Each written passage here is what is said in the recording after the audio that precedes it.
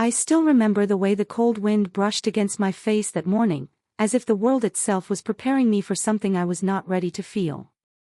I was driving through a quiet street downtown, the kind of street where people rarely stop unless they have to. I had no plans to stop either. My life was simple now, calm, steady, something I had worked hard to rebuild after years of emotional storms. But then, I saw him. At first, I did not recognize the man sitting on the sidewalk near the bus stop. His shoulders were bent forward, his clothes were worn, and his hands looked tired in a way I could not explain.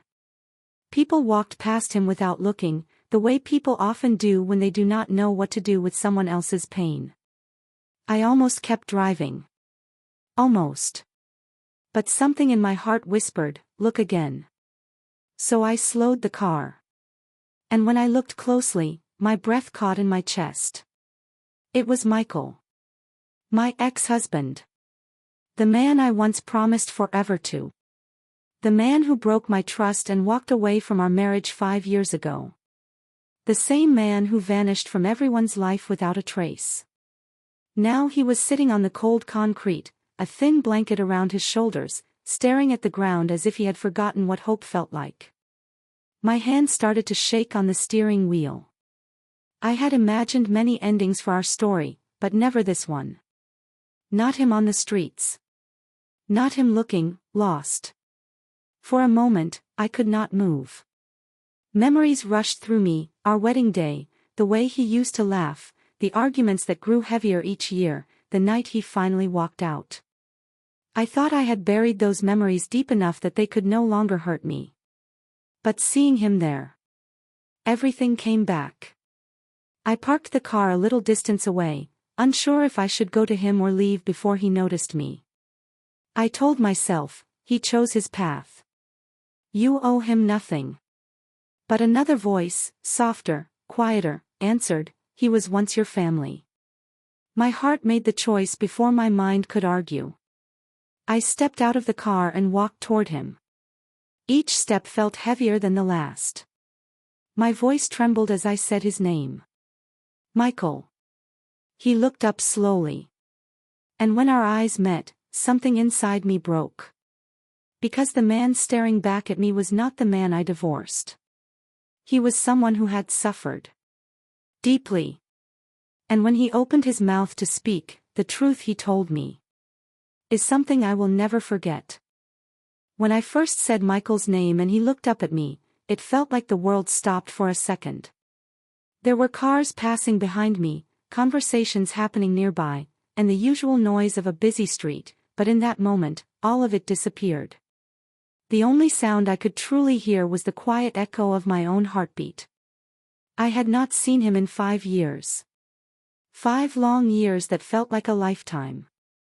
His eyes, once warm and full of confidence, now looked tired. There was a kind of sadness in them I had never seen before, not even during our hardest days. His hair was longer, his beard uneven, and his cheeks were thinner than I remembered. He looked older, not just from age but from something deeper, something heavy that had left marks on his spirit. Sarah, he whispered, as if saying my name hurt. Yes, it's me, I said softly. He didn't smile. He didn't cry. He just nodded, as if he wasn't sure how to react. For a moment, we both stood there quietly, unsure of how to fill the space between us. The past sat between us like an invisible wall, years of love, disappointment, misunderstandings, and silence. I gently knelt beside him so he wouldn't have to look up at me. What happened to you, Michael? I asked. My voice was steady, but inside, I felt myself breaking apart piece by piece. He looked away, unable to hold my gaze. It's a long story, he muttered. One I'm not proud of. I wanted to ask more, but something in his expression told me not to push. Not yet. There would be time for questions later, time for answers, too. For now, I simply needed to understand where the man I once loved had gone, and how he had ended up here. Have you eaten today? I asked gently. He hesitated. Not really. Come with me, I said. Just for a meal. He looked unsure, like he wanted to refuse, but his body betrayed him. He was hungry, exhausted, and clearly cold. After a few seconds, he nodded. I helped him stand. His movements were slow, heavy, as if his body was used to carrying pain. When he stood beside me, I realized just how thin he had become. His once broad shoulders felt smaller. His hands trembled lightly. We walked to my car, neither of us saying much. And even though we weren't touching, I could feel a strange mix of emotions swirling between us, guilt from him, confusion from me, and a quiet sorrow neither of us could fully name. Dove a little about our past. As we drove to a small diner not far from the street where I found him, memories stirred inside me. Memories I thought I had packed away forever. I met Michael when I was 24. I was working as a receptionist at a community health center, and he used to come in to volunteer on weekends. He had this ease about him, a gentle confidence that made people feel comfortable. Even back then, he loved helping others. He volunteered at shelters, donated whenever he could, and always believed in giving more than he received. I admired that about him. Maybe I admired it too much. We fell in love fast. Our early days were full of laughter, long walks, and quiet talks about our dreams. He wanted to open a small business someday, a woodworking shop where he could build furniture by hand. He used to say he loved the idea of creating something solid and lasting in a world that moved too fast. I wanted a simple life, a home, a family, a sense of stability. For a while, it felt like we were building that future together. But life has a way of changing the things we are certain about. Umbrella with raindrops, the cracks beneath the surface. Our marriage was good in the beginning. Not perfect, but steady. We lived in a small house outside Columbus, Ohio. We had close friends, like Emily, my best friend from college, and David, Michael's childhood friend who later became his business partner. We had Sunday dinners with my sister, Laura, and her husband, Mark. Life was warm, comfortable, and predictable. Or so I thought. The first sign of trouble came quietly, the way gentle rain sometimes becomes a storm without warning. Michael lost his job. It wasn't his fault, the company was downsizing, but it hit him hard. He was a proud man, and even though I tried to reassure him, I could see how much it wounded him. He started spending more time alone, refusing to talk about how he felt. Then his mother became ill. She lived 3 hours away, and he visited her every chance he could. The stress of watching her decline added weight to his already heavy spirit. He wanted to start his woodworking business, but money was tight. He kept telling me he just needed time, just a little more patience. I did my best to be supportive, but the bills kept piling up. I picked up extra shifts, worked late nights, and tried to hold everything together. Little by little, we drifted apart. Our conversations became shorter. Our silences became longer. But even with all that, even with the quiet distance building between us, I never imagined he would walk away from our marriage without a clear explanation. One evening, after a long argument about finances, he packed a small bag and left. He didn't tell me where he was going. He didn't tell me why. He just left. And for 5 years, I heard nothing. Not a call. Not a message. Not a hint of where he was or whether he was okay. His disappearance became a shadow in my life, something I learned to live with but never truly understood. Hot beverage back to the present. When we reached the diner, I led him inside. The warmth wrapped around us immediately, and I saw his shoulders relax a little. It had been a long time since he had been somewhere safe, somewhere comforting. We sat in a booth by the window.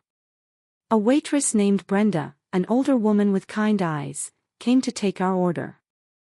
I asked for 2 hot coffees and 2 bowls of soup. As soon as she walked away, the silence between Michael and me returned, soft, but heavy. He kept his hands wrapped tightly around the mug when the coffee arrived, as if the warmth was the only thing keeping him steady. "Thank you," he said quietly. "You don't have to thank me," I replied. "Yes. I do." I looked at him. His eyes were focused on the table, not on me.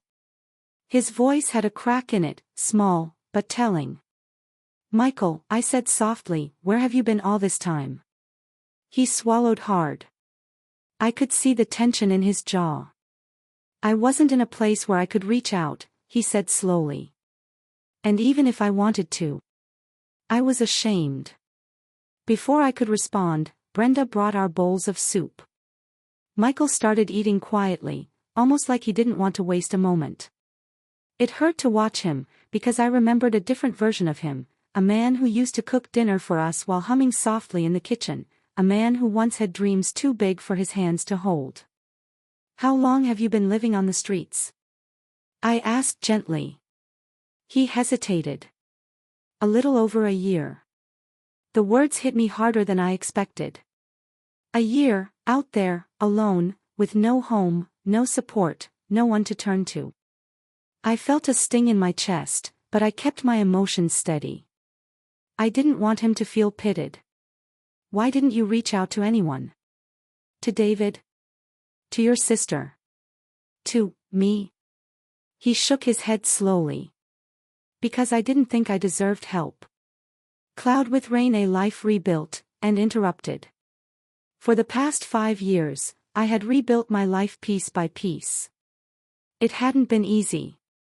I had cried more nights than I could count, trying to understand why he left and what I did wrong. But eventually, I learned to let go of the questions I could not answer. I moved into a smaller apartment. I focused on work. I reconnected with old friends.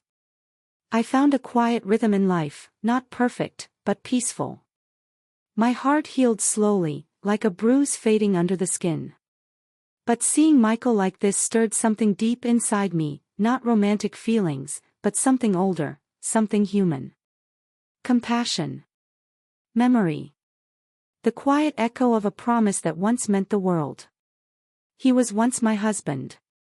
He was once the person I trusted most. And now he was sitting across from me, fragile in a way I had never seen. Part of me wanted to protect myself. I had spent years building a life without him. I had learned to stand on my own feet.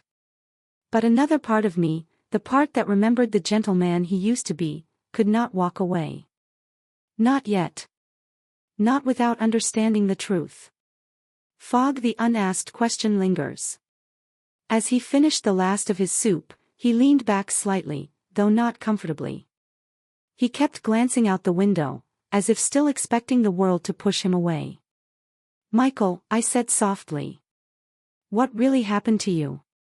He looked at me then, really looked, and in his eyes, I saw pain, regret, and something else, something I couldn't name yet. "I'll tell you," he whispered. "But I need you to prepare yourself." A chill ran down my spine. Because the way he said it. The heaviness in his voice. The shadows in his expression. Told me the truth he was about to share wasn't just painful. It was going to change everything I thought I knew about our past. Michael sat across from me with his hands wrapped around the warm coffee mug as if it was the only thing holding him steady. For a brief moment, he looked like the man I once knew, the man who used to stand barefoot in our kitchen, laughing as he burned pancakes on Sunday mornings. But as soon as that image flickered in my mind, his shoulders slumped again, as though the weight of the past dragged him back into that dark place he had been living in. I could feel the tension building in the air. Something was pressing against him from the inside, pushing to come out. But he was scared. I could see it in the way he avoided my eyes. "You said I should prepare myself," I whispered gently. "I'm here, Michael. You can tell me anything." He took a slow breath, the kind people take when they are about to say something that has been rotting in their heart for years. "Sarah," he began softly, "the night I left. I thought I was saving you." My chest tightened. Saving me from what? He didn't answer right away. Instead, he stared at the steam rising from his coffee, watching it drift upward as though the truth he carried was trying to escape him. You remember when I lost my job, he finally said. I nodded. Of course. You were devastated. It wasn't just losing my job. It was what losing my confidence did to me. He rubbed his forehead. I felt like I was failing you. I felt like I was failing us. You weren't failing. He held up his hand gently. Please, let me say this. So I stayed quiet. He continued, after I lost the job, I thought starting the woodworking business with David would be a new beginning. A chance to stand on my own 2 feet again. A chance to give you the life you deserved. He paused. But David, he wasn't honest with me. Not from the start. I swallowed hard. David had been Michael's closest friend. I had trusted him too. What did he do? I asked. Michael exhaled slowly. He took money from people he shouldn't have taken money from. Dangerous people. People who don't forget. People who don't forgive. A chill ran down my spine. He looked up at me for the first time since he started talking. Sarah. I didn't know. I swear to you, I didn't know what he had gotten involved in. I thought the investors were legitimate. I thought it was just business. I felt the first tremor of fear. What happened? One night, he said, I came home late. I had been at the shop trying to fix a batch of orders that had gone wrong. I remember feeling frustrated, tired, and worried about money. When I walked through the door, there were 2 men sitting in our living room. I froze. In our living room? I repeated. He nodded slowly. They were waiting for me. They weren't loud. They didn't shout. They didn't hurt me. But their presence alone, it chilled me to my bones. I could almost see it, 2 strangers sitting in the small living room where Michael and I once spent evenings watching movies, their eyes cold, their intentions darker than the night outside. They told me, Michael continued, his voice trembling, that David owed them money. A lot of money. And since David had disappeared, I was responsible now. Because I was his partner. My pulse quickened. But that wasn't fair. You didn't do anything. He let out a broken laugh. Fair doesn't matter to people like them. He tightened his grip on the mug. They said I had 2 weeks to pay or they would collect payment another way. I felt my own hands shaking. What did that mean? He looked at me with a softness filled with regret. It meant you, Sarah. You were their leverage. They told me they knew where you worked. Where you parked your car. What time you came home. They said if I didn't pay, they'd come for you. My breath caught in my throat. The diner around us felt suddenly smaller. The sound of a spoon clinking in a distant booth faded. The memories of our quiet home twisted into a place of danger I had never known existed. I didn't tell you that night, he continued, because I couldn't. If they thought you knew anything, they would have used it against us. And if you tried to leave town or call the police, it would have made everything worse. My eyes filled with tears. So you just walked out. Without a word. He lowered his gaze. I thought leaving was the only way to protect you. If they saw I wasn't there anymore, if they believed you and I had separated, maybe they would leave you alone. But why didn't you tell me later? Why not call me later, once things settled? I asked. He swallowed hard. Because things never settled. Leaving didn't make anything better. It only made everything fall apart. I waited, my heart pounding. The day after I left, he said, I went to try to pay them, somehow. But everything spiraled. I found out David had run off. Debt collectors were calling. The business account had been emptied. I had nothing. And those men, they didn't care about my excuses. What did you do? I whispered. I ran, he said quietly. I know how that sounds. But I ran because I thought staying would kill me, and staying would drag you into a life you didn't deserve. Tears rolled down my cheeks without permission. He didn't notice, or maybe he did, but he was too lost in his confession to react. I slept in my truck for weeks, he said. Then I sold the truck to make a partial payment. But it wasn't enough. I worked odd jobs under different names. I moved from town to town. I tried to stay ahead of them. They kept showing up. They kept finding me. I could hear the exhaustion in his voice, not just physical, but emotional, the kind that settles into a person's bones. I thought I could rebuild, he continued. I thought if I worked hard enough, long enough, I could pay them off and somehow come back. Maybe not as your husband, but at least not as a ghost. His voice cracked. But every time I got close, something went wrong. Jobs ended. Money was stolen. People took advantage of me. And after a while, I stopped hoping. He looked at me then, truly looked at me, with tears forming in his eyes. Sarah. I didn't leave because I didn't love you. I left because I loved you more than myself. I left because I thought my presence would destroy your life. My heart broke open. I reached across the table and touched his trembling hand. Michael, you should have trusted me. We could have faced it together. He closed his eyes. I know. I know that now. But back then, fear makes people foolish. Fear makes people run. I opened my mouth to speak, but he continued. And then, he whispered, a year ago, those men finally stopped looking for me. I don't know if they found David, or if they gave up, or if something else happened. But by then, I had nothing left. No home. No job. No money. No identity. I had burned through everything trying to keep you safe. My hand stayed on his.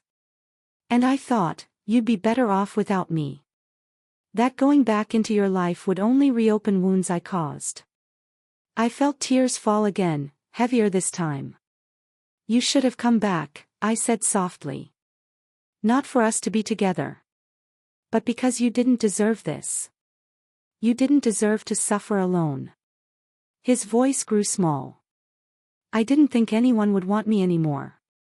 I didn't think I had the right to ask for help. I shook my head. Michael, even if we were no longer together, you were never worthless. He pressed his lips together, as though trying to stop himself from breaking down completely. I'm so sorry, Sarah, he whispered. For everything. For leaving. For not trusting you. For not being stronger. For letting fear ruin everything. His apology carried 5 years of silence in its weight. I squeezed his hand gently. Thank you for telling me, I said. I needed the truth.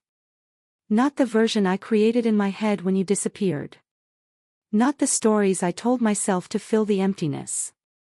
I needed to hear your heart. He exhaled, his shoulders trembling. And there's one more thing, he said quietly. The reason I never reached out, even after things calmed. I felt a knot tighten in my chest. What is it? He looked deep into my eyes. I didn't want you to see me like this, he whispered. I didn't want you to see the man I became, broken, tired, and lost. I felt my breath hitch. Michael, I said gently, I'm looking at you right now. And I don't see a broken man. I see someone who survived something unspeakable. Someone who carried pain alone so the people he loved could stay safe. His tears finally fell. And in that moment, the hurt between us, the confusion, the resentment, the years of unanswered questions, softened. Not disappeared, but softened, like ice beginning to melt under the first warmth of spring. But the real healing, that would come later. For now, we were simply two people sitting in a diner, sharing a truth that had lived too long in the shadows. Michael wiped his cheeks and took a shaky breath. "There's more you need to know," he said. "And I don't know how you'll feel once I tell you." I swallowed hard. "Tell me. I'm ready." He looked down, gripping the edge of the table. "Sarah, the danger you were in back then, it wasn't just because of David." "What do you mean?" He lifted his eyes, and there was fear in them again. "They were watching us much longer than I ever told you." My heart stopped. Because the next words he spoke would change everything. "If you're ready for the turning point, 2,500 words, section, just say. Turning point next." "You said." "Yes." ChatGPT said. "Perfect, boss, I'm ready to write the turning point, 2,500 words, exactly as you requested. Before I begin, I just need a tiny confirmation so the twist unfolds correctly." Michael ended the rising conflict by saying, "The danger you were in wasn't just because of David. They were watching us much longer than I ever told you. Now, for the turning point, I must decide who was watching Sarah and why. This is the emotional center of the story, the revelation that changes everything. So I need you to choose one direction for this major twist." When Michael said, "They were watching us much longer than I ever told you," the room seemed to grow smaller. The soft clinking of dishes, the muffled conversations from other tables, the hum of the coffee machine, it all faded beneath the weight of those words. I stared at him, my heart beating faster, my breath catching slightly in my chest. I had already heard so much, the debt, the danger, the fear, yet something in his voice told me the hardest truth had not been spoken. "Michael," I whispered, "what do you mean they were watching us? Why would they care about me?" He closed his eyes for a moment, as though gathering the strength to look at the wounds he had buried for years. "It wasn't just because of David," he said softly. "It started before him." I frowned. "Before him? How could it be before him?" He swallowed, his jaw trembling faintly. "It started with my mom." At first, I didn't understand. His mother, Linda, had always been gentle, quiet, and endlessly kind. She used to knit scarves for neighbors during winter and bake pies for the holidays. Even in her sickness, she tried to smile, always worrying more about Michael than herself. "Your mom," I repeated. "But she was sick. She didn't even leave the house much." "I know," Michael said, pain flickering across his face. "But when she got sick, she made choices I didn't know about. Choices she thought would take pressure off me. Choices that made everything worse." He ran a hand through his hair, his fingers brushing through strands that had grown long and uneven. "When her medical bills started piling up," he continued, "I was working extra hours, picking up side jobs, anything I could do. But she saw me drowning. She saw what it was doing to me." I remembered those months clearly, the late nights, the exhaustion, the fear of losing her. Michael had loved his mother deeply. "She didn't tell me," he whispered. "But she took out a loan." My breath hitched. "Michael, why didn't you tell me this back then?" "Because I didn't know," he said. "Not until after she passed." He reached for his coffee, held the mug for a moment, then set it down again without taking a sip. "She didn't borrow from a bank," he said. "She borrowed from people who prey on the desperate." The air left my lungs in a small, shaky exhale. "She borrowed to try to ease your burden," I said quietly. He nodded. "Yes, but the loan came with interest she could never repay. When she died, the debt fell to me. They claimed it was mine now, that whatever belonged to her, belonged to me." I felt a sting in my eyes, as though tears were pressing against the edges.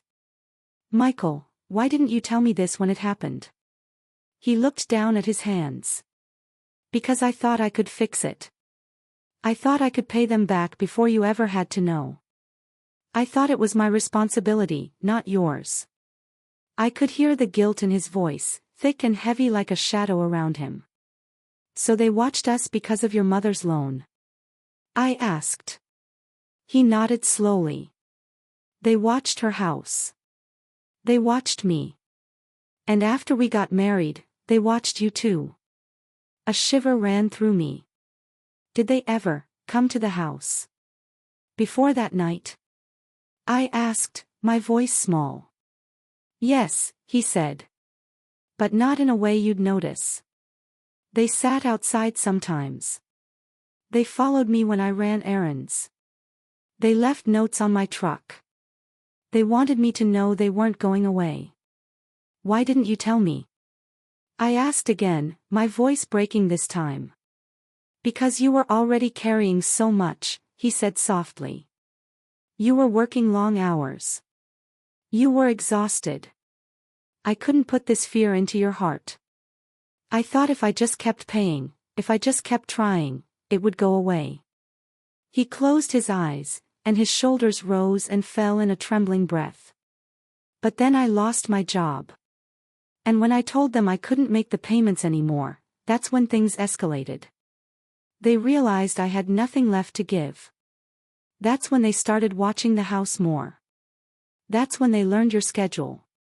And that's when they said, he stopped, his voice cracking. They said you were their insurance. My stomach twisted. I remembered moments now, moments I had brushed off back then, a strange car parked across the street, a man standing near the mailbox who walked away when I approached, the feeling of being watched when I took out the trash at night. Memories that made sense now in the worst possible way. Michael, my voice was barely there. I wish you had told me. He opened his eyes and looked at me, a long, aching look filled with regret. I didn't tell you, he whispered, because I couldn't bear the idea of you being afraid.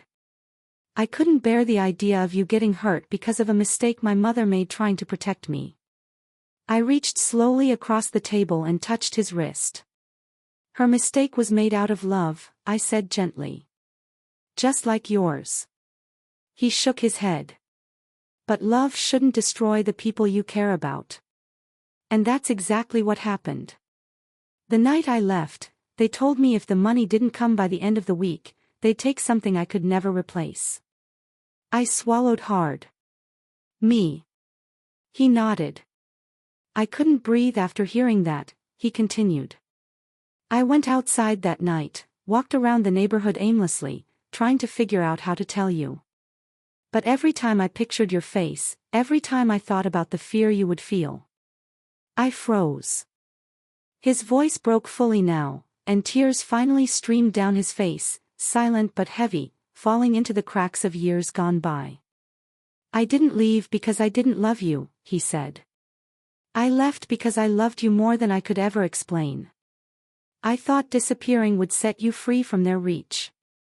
If they believed I abandoned you, maybe they'd leave you alone.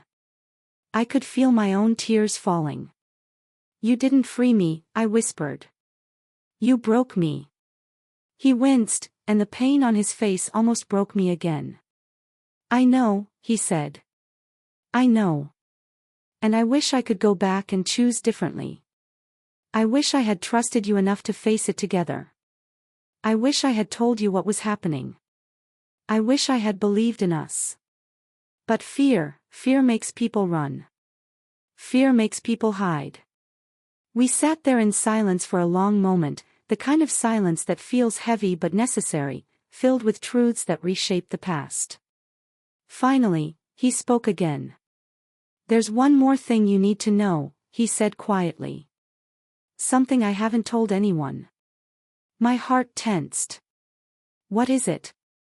I asked. He took a breath that shook slightly, as though the words themselves weighed too much. When I left you, I didn't just disappear to protect you. I didn't just run from the debt. He paused. I went to them. My body went still. To them. I whispered. Yes, he said. I met them. Alone.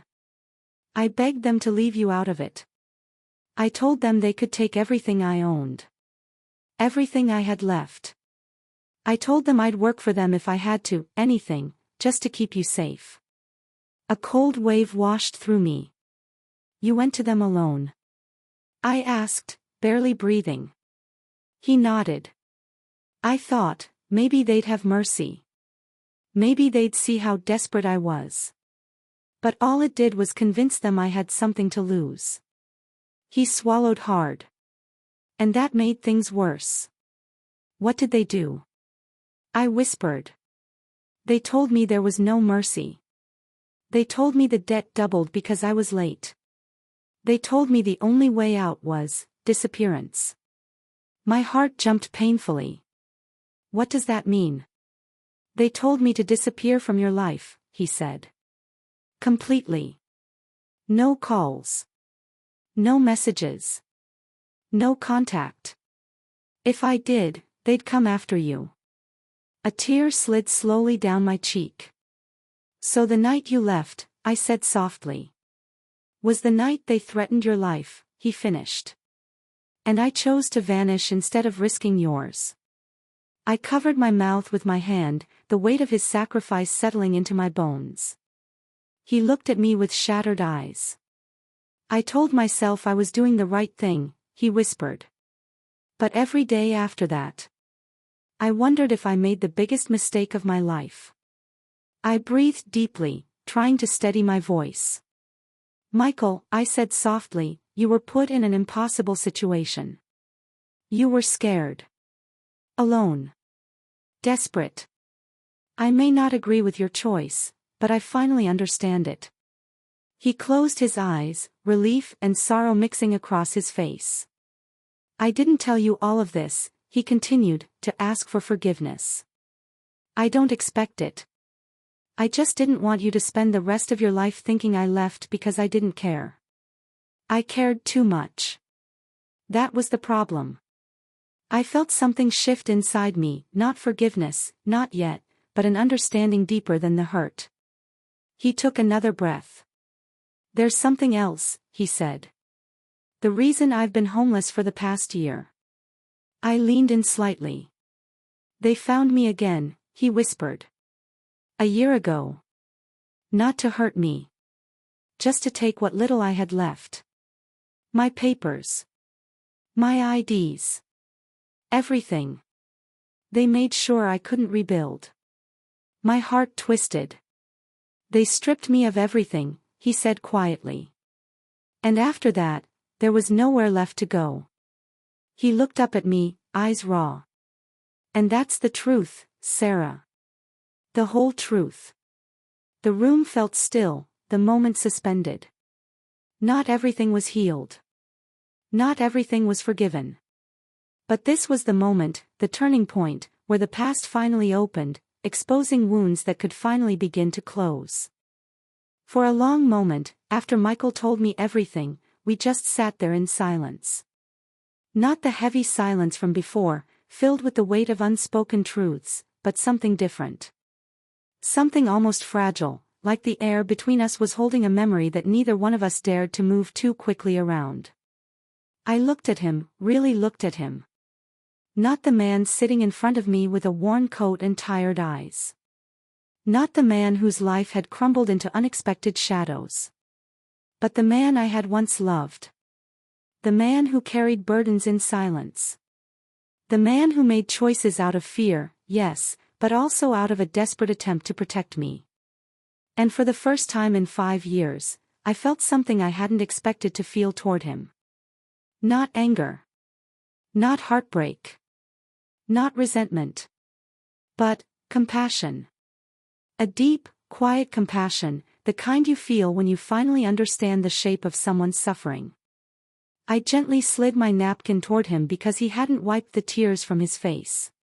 He gave a small, grateful nod and pressed it against his eyes. Sarah, he whispered, I know you don't owe me anything. And I know what I did, walked away, stayed silent, disappeared, it caused you pain you never deserved. His voice wavered, but he pushed through it. If there's one thing I could take back in this life, he said softly, it wouldn't be the nights I slept outside, or the jobs I lost, or the fear I lived with. It would be hurting you. I think about it every day. I breathed in slowly, letting his words settle before I responded. Michael, I said gently, you didn't hurt me because you didn't love me. You hurt me because you were afraid. They left you with choices no one should ever have to make. He looked down at his hands, ashamed. But I chose wrong. Maybe, I said. But you chose wrong for what you believed was the right reason. He blinked, surprised by the softness in my tone. For years, I had imagined this conversation differently. I imagined yelling. I imagined demanding explanations. I imagined letting him see every wound he left behind. But now, seeing him as he truly was, I understood something important. Sometimes life pushes people into corners so dark, they can only choose the path that scares them the least. I couldn't hate him for that anymore. Dove a small step toward compassion. Come home with me for tonight, I said quietly. Michael froze. Sarah. I can't. I shouldn't. I don't want to disrupt your life. You're not disrupting anything, I said. You need a warm place to sleep. You need rest. We can figure out everything else later. He looked conflicted, ashamed, grateful, scared, overwhelmed. I don't deserve your kindness, he whispered. You're not taking kindness, I replied. You're accepting care. That's different. After a moment, he nodded slowly, as though it took all the courage he had left. Okay, he said. We left the diner quietly. The winter air felt sharper than before, but as we walked together toward the car, it didn't seem quite as cold. Michael moved slowly, still exhausted, still uncertain of the world around him. I opened the passenger door, and he hesitated before sitting. Thank you, he said softly. Of course, I whispered. I didn't know what would happen next. I didn't know what helping him would mean for my life. But I did know this, I couldn't leave him on that street again. Not after hearing the truth. Not after understanding the weight of the ghosts he carried. Crescent moon back at my apartment. When we arrived at my apartment, he paused just inside the doorway, as if he was afraid to step too far into a world that felt too clean, too warm, too peaceful for the life he had known recently. You can sit, I said gently. You're safe here. He nodded and slowly lowered himself onto the couch. His eyes wandered around my living room, the small bookshelf, the faint lamplight, the framed photos on the wall. You built something beautiful, he said quietly. I felt a soft ache in my chest. It took time. But yes. I tried my best. There was no bitterness in my voice. Just honesty. Life had moved forward in the years since he vanished, and I had learned how to exist with the quiet. Can I get you anything? I asked, water, tea, maybe something to eat. He shook his head. Just a shower. If that's okay. Of course, I said. I grabbed clean towels and led him to the bathroom. Before he stepped in, he paused, his hand resting lightly on the doorframe. I'll pay you back for everything, he said. I don't know when. You don't owe me anything, I replied softly. His eyes softened with something like relief and sorrow blended together. He closed the door gently, and I heard the water begin to run. I stood in the hallway for a moment, letting the reality settle in. Michael. In my home again. Not as the man I once shared a life with, not as a husband or partner, but as a person in need of warmth, safety, and human dignity. And in some unspoken way, I realized I needed closure just as much as he needed shelter. Sun behind small cloud, a quiet moment of clarity. He emerged from the shower wearing the clean clothes I had offered him, a pair of sweatpants and a soft long-sleeve shirt. They were slightly loose on him, but he looked more human, more himself, than he had all day. "Thank you," he murmured. "You're welcome." I gestured toward the couch. "Lie down. Get some rest." He hesitated. "Sarah, can we talk just a little more? Before I sleep?" "Of course," I said, settling into the armchair beside him. He looked at me with a mixture of exhaustion and gratitude. "I didn't tell you everything today so you would rescue me," he said. "I told you because I wanted you to finally know the truth, even if it painted me as a coward." "You weren't a coward," I said softly. "You were scared. There's a difference." He gave a small nod but didn't fully believe me. "I know I can't fix the past," he continued. "I can't undo the hurt I caused. I can't give you back the life you should have had. But what I can do now is be honest." For the first time in years, I felt the sincerity in his voice. "And what do you want now?" I asked carefully. "What do you hope will come from this?" He looked down, thoughtful, vulnerable. "I don't want my old life back," he said softly. "I don't expect us to be anything we once were. I just want to be someone I'm not ashamed of anymore. I want to rebuild. Even if I start small. Even if it takes years." I exhaled gently. "That's possible," I said. "But you won't do it alone this time." His eyes widened slightly. "Sarah," he whispered, "you don't have to." "I know," I said. "I know I don't have to. But I want to help. Not because we were married. Not because of the past. But because I see the person sitting in front of me, and I know he deserves a chance to stand again." His voice trembled. "No one has believed in me in a long time." "Well," I said kindly, "someone does now." His eyes shone with quiet emotion. "Seedling the beginning of healing." He laid down on the couch, pulling the blanket gently over himself. His face relaxed, truly relaxed, for the first time since I found him on the street. I watched him for a moment, my heart full of conflicting emotions. Grief. Relief. Compassion. A strange, unexpected warmth. Because helping him didn't feel like reopening an old wound. It felt like tending a scar, something that had healed poorly but could still be softened with care. I turned off the living room light, leaving only the soft glow of the kitchen lamp. As I walked toward my bedroom, Michael spoke again, his voice quiet, almost childlike. "Sarah." I paused in the doorway. "Yes." He looked at me with tired eyes that held years of unspoken truth. "Thank you, for not turning away from me." A soft ache filled my throat. "I never could," I said. And I meant it. Sun, morning light and new possibilities. I barely slept that night. I kept thinking about everything he had told me, the debts, the danger, the fear he lived with, the choices he made out of love and desperation. I kept seeing the way he broke down, not from weakness, but from finally speaking the truth after years of silence. Early in the morning, soft sunlight spilled through the window.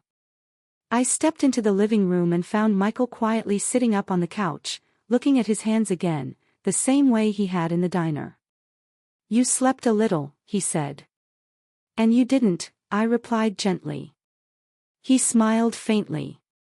"I'm not used to beds or couches anymore. But it felt good to be somewhere safe." I made coffee, and we sat at the small kitchen table, the same distance as the diner the day before, but somehow closer. "What happens now?" he asked. "You tell me," I said. He thought for a long moment. "I want to try," he said. "I want to get my documents back. I want to find work again. I want to be someone I'm not ashamed of." I nodded. "I can help you find a place to stay," I said. We can talk to organizations that help rebuild identities. We can start with small steps. When did you become so strong? He asked, his voice full of gentle admiration. I shrugged softly. Life demanded it. He smiled, and it wasn't the broken smile from earlier, but something real, small, but real. I want to make things right, he said. Not with us, just with myself. And you will, I said. But Michael, you also need to forgive yourself. He lowered his gaze. I don't know how. We'll figure it out, I said. His eyes lifted to mine, filled with gratitude and a quiet hope I hadn't seen in him since we were young. It wasn't love. It wasn't romance. It wasn't a rekindled flame. It was something steadier. Something quieter. Something that felt almost like peace. And I knew then that our story wasn't ending here. But it wasn't repeating itself either. It was becoming something entirely new. The days that followed were quiet, steady, and surprisingly peaceful. Not perfect, nothing about healing ever is, but they carried a softness I hadn't expected, a softness that comes when understanding finally takes the place of unanswered questions. Michael stayed with me for 3 nights. Not as a partner. Not as a husband. But as a person trying to rebuild himself from the ashes of fear and years of running. And I stayed beside him, not as a wife, not as someone expecting anything, but simply as a human being offering a second chance at dignity. We spent our days doing small things, things most people take for granted. Filling out forms to replace lost documents. Calling shelters and community programs that helped people start over. Buying him a warm coat that actually fit. Sharing simple meals at my kitchen table.